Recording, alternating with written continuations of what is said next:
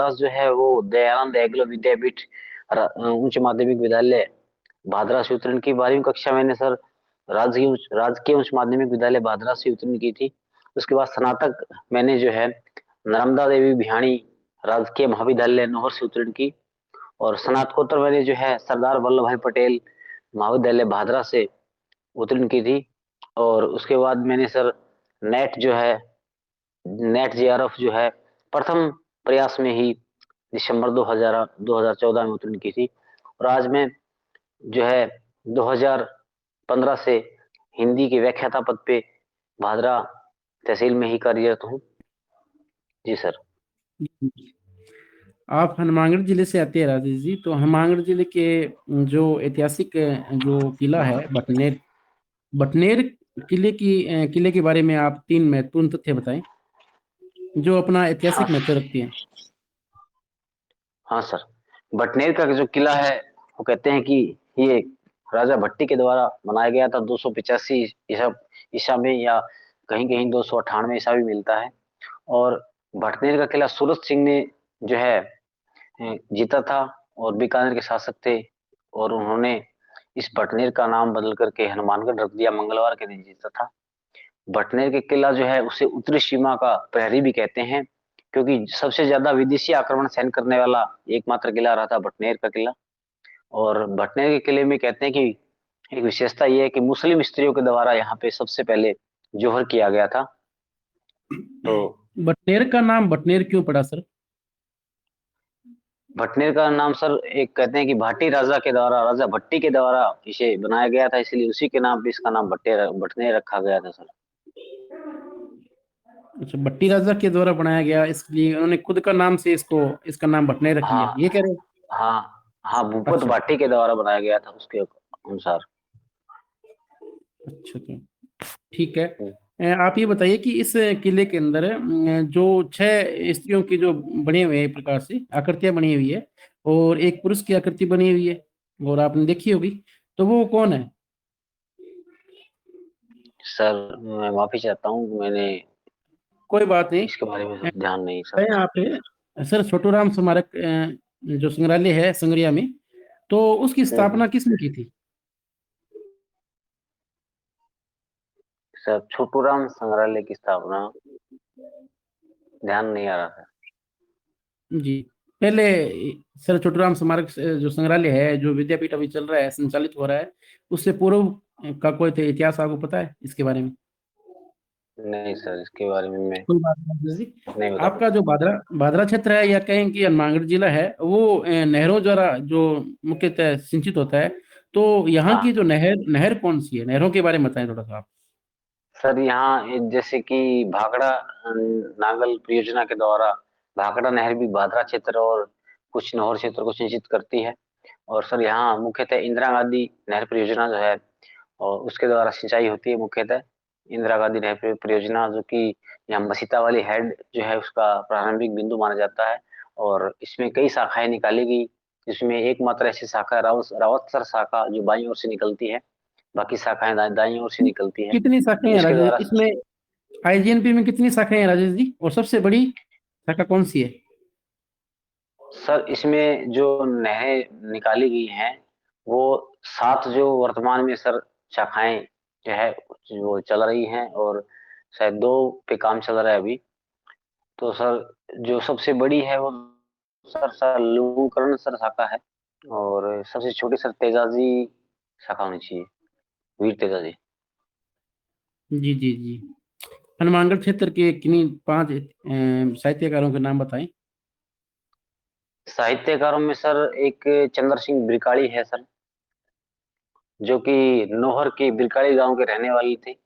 और चंद्र सिंह बिरकाड़ी ने एक लू, बादली, डांफर जैसी राजस्थान रचनाएं की। और कहते हैं कि बादली तो राजस्थानी आधुनिक काव्य का जो प्रारंभ है वो बादली का काव्य संग्रह से माना जाता है। और यहाँ पे राम स्वरूप किसान, जो कि मेरे नजदीक ही नौहर तहसील के परलिका गांव के रहने वाले हैं। और राम स्वरूप किसान जो है उन्होंने भी एक कभी उनको साहित्य पुरस्कार से नवाजा गया था। हम्म, और हम्म, उन्होंने एक रचना लिखी है सेक्टर नंबर 6। और हम्म। एक वो तीन और सर, तीन और बताएं सर। बारीक बात रचना। तीन और बताएं सर। सर दो साहित्यकार हो गए, और सर साहित्यकार, एक सर वही इसी बीकानेर यूनिवर्सिटी में कार्य विश्वविद्यालय में कार्यरत सत्यनारायण सोनी, जो कि यहाँ से परलेका गांव से संबंध रखते हैं। सर तीन ही बता पाऊंगा, और तो सर साहित्यकार भी हनुमानगढ़ जिले के सर ध्यान में नहीं आ रहे। सत्यनारायण जी सोनी जो आप बता रहे हो बीकानेर यूनिवर्सिटी में अध्यापन करवाते हैं क्या? हाँ सर, वहाँ विश्वविद्यालय में कार्यरत है। अब किस पद पे हैं सर वो ध्यान नहीं है उनके बारे में। डॉक्टर सत्यनारायण सोनी, वो जो कथेसर वाले राजस्थान उनकी बात विभाग कर रहे के। हो? कथेसर वाले है हाँ वो बात कर रहे कथेसर, हो या और कोई है? कथेसर वाले सर, शायद वो राजस्थानी विभाग में कार्यरत है। अच्छा, ठीक है। तो राजेश जी आप ये बताएं कि हनुमानगढ़ क्षेत्र के अंदर मुख्य जो फसलें होती है, किन फसलों के हम्म। अंदर जो जिला है वो अग्रणीय है? कोई भी दो फसलों के नाम बताएं। हाँ सर, मुख्यतः तो मानगढ़ जिला चावल उत्पादन में अग्रणी रहता है, और कपास जो अमेरिकन कपास है वो हनुमानगढ़ में सर्वाधिक होती है। और उसके बाद सर हम अगर दूसरे स्थान पे या तीसरे स्थान पे बात करें अन्य फसलों में, तो उसमें सर सरसों में सर्वाधिक उत्पादन जो है ये अग्रणी जिलों में रहता है। यानी मैं यूं कहूँ कि प्रथम स्थान नहीं बल्कि दूसरा और तीसरे स्थान पे रहता है हनुमानगढ़ जिला। तो सरसों, चना, गवार, ये फसलें, अन्य फसलें भी यहाँ उत्पादन होती है। आपके जो क्षेत्र के पास एक सोंथी स्थल है, सभ्यता स्थल, सोंथी के बारे में आप क्या जानते हो? सोंथी तो सर बीकानेर में है, उसे प्रथम कालीबंगा सभ्यता कहा जाता है सर। अच्छा, और गोगावेड़ी का मेला कब लगता है? सर ये भाद्रपद माह में लगता है। भाद्रपद की जो गोगा नवमी है, यानी भाद्रपद कृष्ण शुक्ल कृष्ण पक्ष के अंदर नवमी को लगता है सर ये मेला। वैसे ये मेला जो है वो एक माह तक चलता है, क्योंकि मुख्य तिथि जो है भाद्र कृष्ण नवमी है सर इसकी। भाद्रपद कृष्ण नवमी बता रहे हो ना आप? हाँ। अच्छा अच्छा अच्छा अच्छा। तो इसमें सर जो कहते हैं कि इसकी जो मुख्य जो दीवार है, वो जो इसका जो द्वार है मंदिर का, और हाँ मस्जिद हाँ नुमा बना हुआ है, उसके अल्लाह लिखा हुआ है, तो अल्लाह लिखने का क्या कारण है? कोई थोड़ा सा बताओ आप इसके बारे में। सर, ये मैं यूं कहना चाहूंगा कि मेरे दृष्टिकोण में जो अल्लाह लिखा हुआ है, उसके अंदर सर ये जो मुसलमान है वो भी जो है गोगा जी को अपना आराध्य मानते हैं।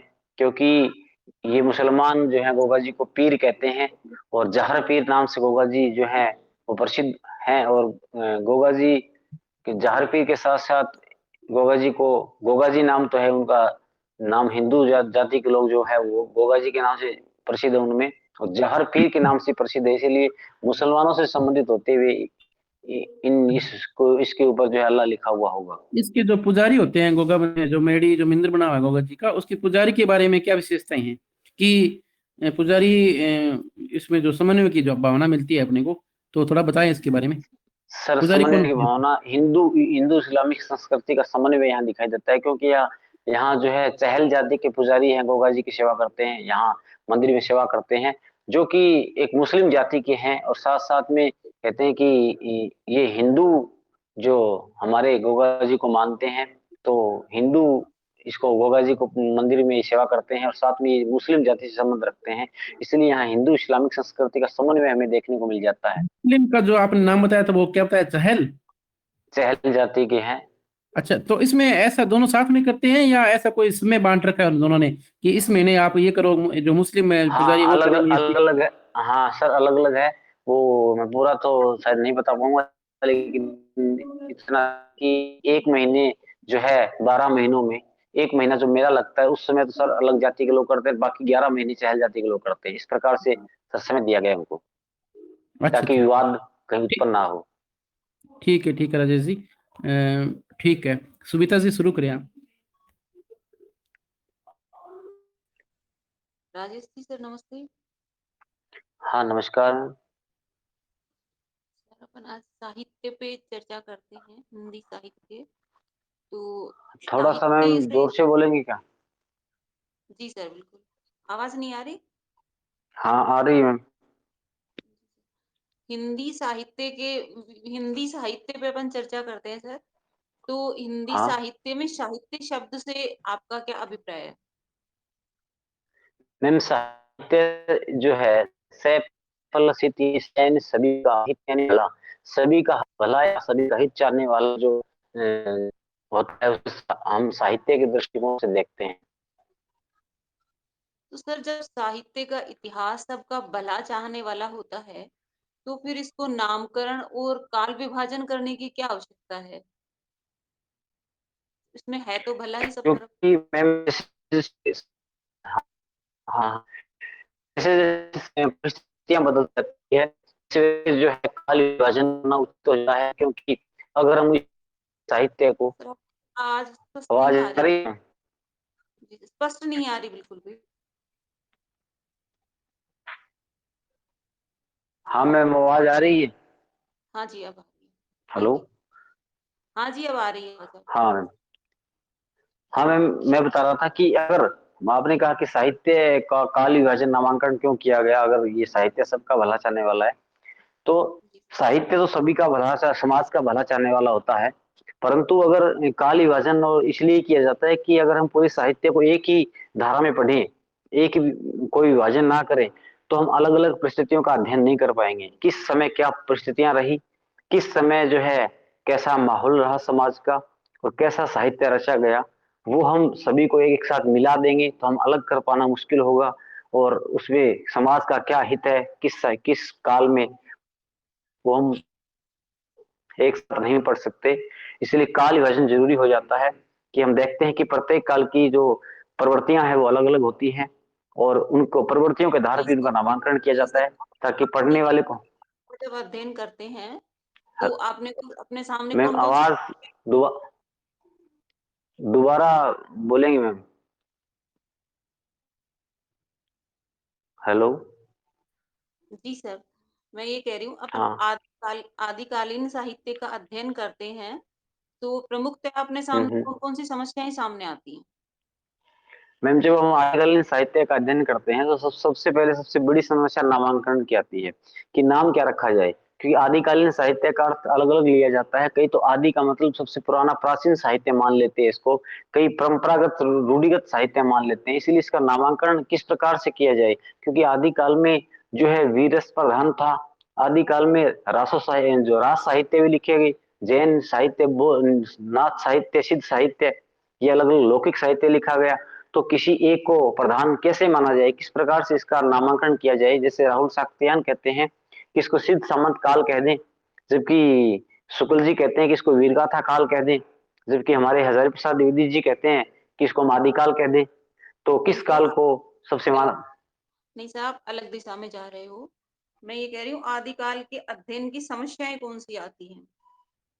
अच्छा ये अच्छा, तो अध्ययन की समस्या। सबसे पहले तो इसमें हाँ, समय समय सीमा की समस्या आती है कि आदिकाल को कहाँ से शुरू किया जाए। समय सीमा की समस्या है।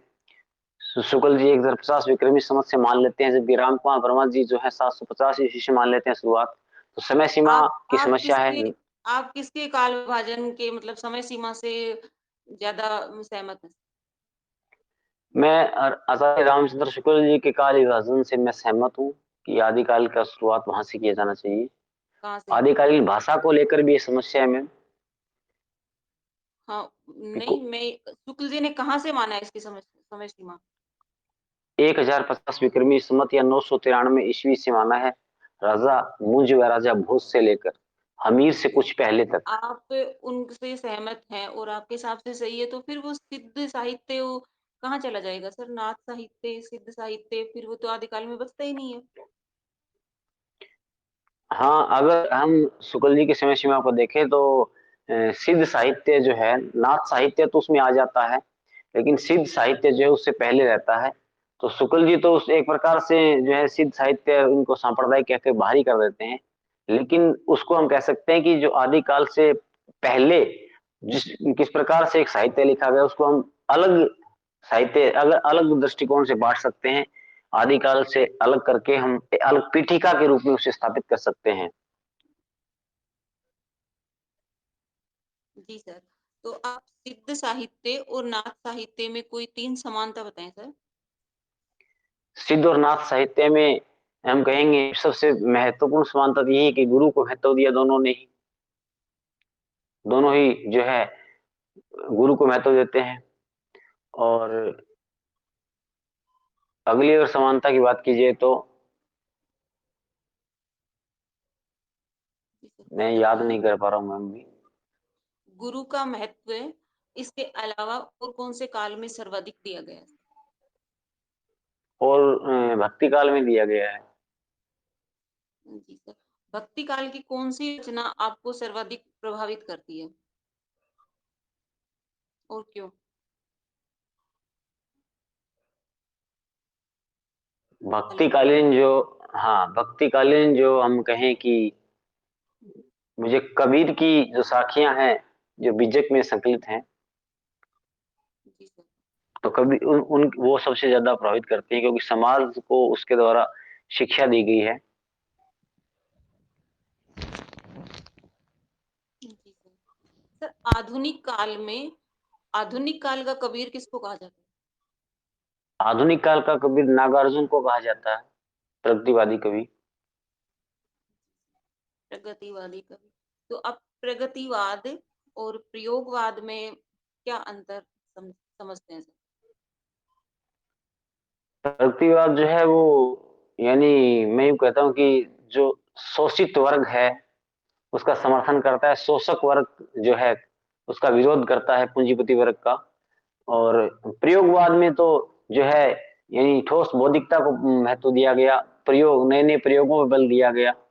जबकि प्रगतिवाद जो है समाज के यथार्थ से रूबरू करवाता है, और जो अंधविश्वास है, जो ईश्वर में विश्वास है, वो प्रगतिवाद नहीं मानता है। जी सर, अब प्रयोगवाद की कौन सी रचना को प्रतिनिधि रचना मानेंगे या सर्वाधिक प्रसिद्ध रचना? प्रयोगवाद की, जी सर।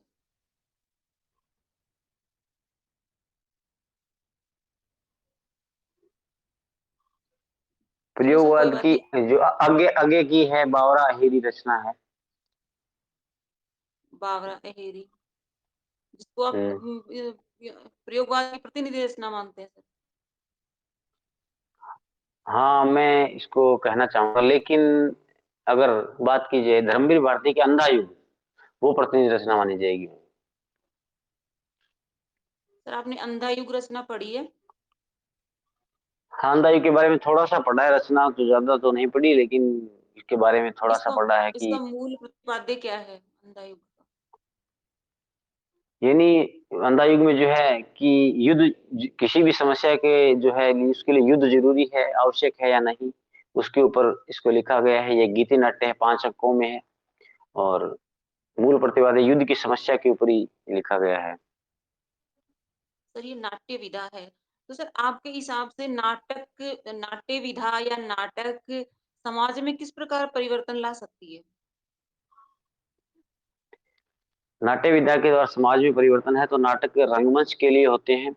अगर एक अच्छे नाटककार द्वारा एक जो सामाजिक शिक्षा देने के लिए कोई नाटक लिखा जाता है, तो अगर उसका रंगमंच समाज के सामने, लोगों के सामने रंगमंच पर उसका प्रदर्शन किया जाता है, तो अगर नाटक खेला जाता है तो समाज के लोगों को उसके नाटक के द्वारा, देखने वालों को शिक्षा प्राप्त होती है। जी सर, हिंदी साहित्य के गद्य में अनेक विधाएं प्रचलित हैं, तो आपको कौन हम्म। सी विधा सर्वाधिक प्रिय है और प्रभावित करती है? मेरे को सबसे ज्यादा कहानी विधा जो है मैम प्रभावित करती है। सर, आपको कौन से कहानीकार सर्वाधिक पसंद है? कहानीकार तो मुंशी प्रेमचंद जी हैं, जिन्होंने, मैं कहना चाहूंगा कि 2-3 प्रकार की कहानियां लिखी हैं, और 300 के लगभग कहानियां लिखी। दो तो तीन उनकी प्रकार से कहानियां, क्या अर्थ है आपका? जैसे आदर्शवादी कहानियां लिखी, एक फिर आदर्शोन्मुख यथार्थवाद कहानी लिखी, और फिर अंत में प्रेमचंद यथार्थवादी हो गए। जी सर, मेरा अंतिम प्रश्न है कि प्रेमचंद जी ने एक कहानी लिखी कफन, हाँ हाँ। तो उस पे काफी विमर्श चला दलित चेतना का। हम्म, तो मेरा ये मानना है कि प्रेमचंद जी को ये कहानी नहीं लिखनी चाहिए थी। आपका हम्म। क्या मानना है? हाँ मैम, इससे मैं क्या जो, प्रभाव पड़ा हाँ समाज पे?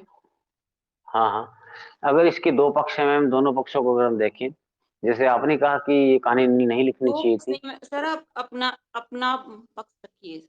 आप क्या मेरा मतलब पक्ष क्या, आपका क्या विचार है कि ये हाँ, कहानी लिखनी चाहिए थी या नहीं लिखनी चाहिए थी ऐसी कहानी प्रेमचंद? हाँ हाँ ठीक है मैम।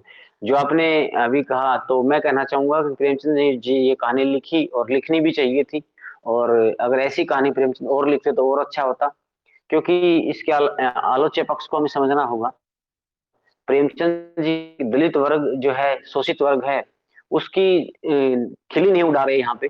बल्कि प्रेमचंद जी दिखा रहे हैं कि हमारा समाज उत्तरदायी है इनके प्रति। क्योंकि ये गरीब लोग हैं, इनके प्रति कोई ध्यान नहीं देता। जमींदार साहूकार इनका शोषण करते हैं।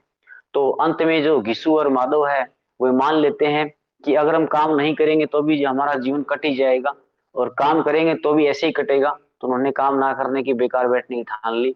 तो यहाँ प्रेमचंद कहते हैं कि हमारे ऊपर वाले समाज को हमें सुधारना होगा, तभी नीचे वाला समाज में सुधार होगा, अन्यथा सुधार नहीं हो सकता। तो प्रेमचंद जी को कहानी मेरे हिसाब से लिखनी चाहिए क्या, लिख दी उन्होंने। और ये कहानी तर्क संगत है। मैं मानता हूँ कि प्रेमचंद जी ने अच्छी कहानी लिखी गई वो अंत में। जी सर, आपका साक्षात्कार समाप्त हुआ और आपका साक्षात्कार बढ़िया रहा। बहुत बहुत धन्यवाद आपको।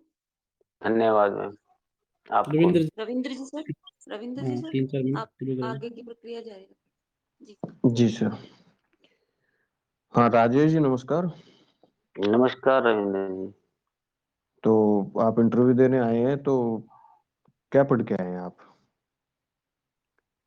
सर मैं जो है अमीर खुसरो आदिकालीन कवि को पढ़ के आया हूँ, और दुष्यंत कुमार आधुनिक कवि।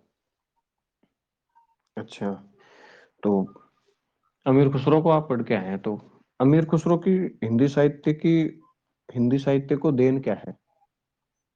अमीर खुसरो की सबसे बड़ी देन है जो आदिकाल में शायद ही किसी ने दी हो, खड़ी बोली। खड़ी बोली का योगदान अमीर खुसरो का है। उन्होंने खड़ी बोली जो है उसमें साहित्य रचना प्रारंभ की।